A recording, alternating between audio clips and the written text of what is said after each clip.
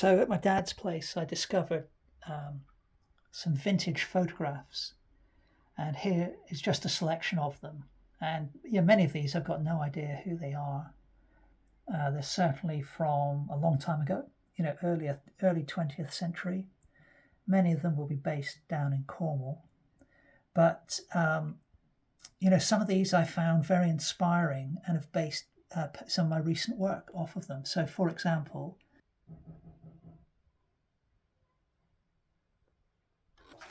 now this one is one of my favourites in recent times.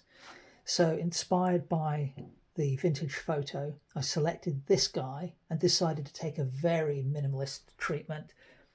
Now, I painted this one while sat outside in the garden, and I love working plein air. And when we think about plein air painting, we typically think about, okay, I'm going out to paint a landscape, or I'm going out to paint a beach while working outdoors. And of course, that's what plein air is. But I really enjoy my version as well, or my second version, should I say, because I enjoy doing what I just mentioned. And that's just simply working from a reference photo I've got stored on my phone, but I'll sit outside while I sketch. And so I love figure drawing and painting portraits, painting people, and so on. I need to get back into doing more of that. So I've started here with kind of a yellow ochre watercolor marker, very loose line work to indicate what's going on, and then a little bit of application of watercolor, yellow ochre, and I think that was neutral tint, not sure, it might have been a bit of burnt umber. I think it's neutral tint. Very little detail, just looking at the big shapes and the structure.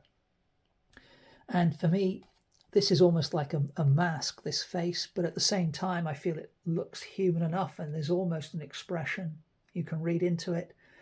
And for me, this is just a guy, maybe he's just come out of the office, he sat on a hillside, and he's just contemplating life, looking at the distant view. So that's one of my personal favorites. I love that one. So this one, here's the lady in the trench coat. Try to keep things just very clean, not looking to draw her portrait, just wanted to create a striking character. And then I did just come in with a unipin marker here and there, just to add a few little bits of definition. But yeah, happy with that one. It's simple. Don't need to do any more, I don't feel. I like the fact she's offset a little bit to one side. So just a poised, content person there. Now here's another one, this one inspired by the photograph of the vintage couple. Similar treatment to the lady in the deck chair. Simple grey lines, drawing, and key shadows put in. No detail really though. But then I decided this couple looked like, well, obviously they're from, an age gone by because the photograph is very old. But they're almost ghost-like here, I think. And so I decided to include some Rigget Galloway cattle. So these are the cattle, heritage breed again. But they've got, they're typically dark coloured, although they do come in sort of silver or dun, I think is the phrase. And they come in a red variety as well, which I've got here. But often dark coloured. Single white stripe down the entire length of their back. And then a white chest and white stripe down the belly. So very distinctive looking. Then I've got a couple of other characters here, bit of colour in the foreground, and this is obviously a surreal painting and a bit of fun, but the idea was that these are perhaps the ghosts or echoes of people who used to work this land. The cattle are still here in modern times, but the people have gone.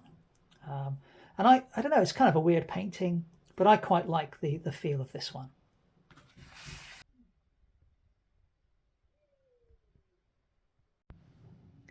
And again, very, very minimalist treatment, loose line work. Try to keep things nice and precise though. Only the one colour, the mid-grey watercolour marker. And then I've indicated shadows where I need it. And then I've just left that one there because I don't think I need to say any more to convey the sense of light pouring down on this woman in the afternoon sun. I was tempted at one point to put little sketches of chickens milling around her, but I decided not to, just left it, and that's that one done. So here's another one inspired by the vintage photographs. Decided to go surreal here. Started off with a loose grey watercolour marker drawing of the guy. Dry brushed in some acrylic, monochrome for some of the background foliage and the tree. And then decided to go super surreal, put in this path and this archway, and this kind of archway or opening portal to a fully realised, in terms of colour world, light washes of watercolour. My favourite surreal subject, the belted galloways peeking through. And then I came back with the blue biro to refine some of the line work and so on for the main character. I'm still not sure about this one. I mean, I don't hate it, but it's a bit weird to say the least, which is kind of the point of a surreal painting, I guess. But I'm not sure about it yet. So to be continued, to be continued. Now, this drawing is actually inspired by my parents, an old photograph of them. I didn't do my mum justice at all here, so apologies for that. But this is based on my dad. Neither are meant to be portraits. And it's a fun photo because they're holding hands. They're both smiling, but they're both going off in the opposite direction to each other. So it's not quite clear what's going on. They just did it, or I think my mum just did it as sort of a joke. But what I decided to do, because I messed up the proportions of the head there, and so for the finished version, I've just cropped it like this, so and possibly a bit on the left.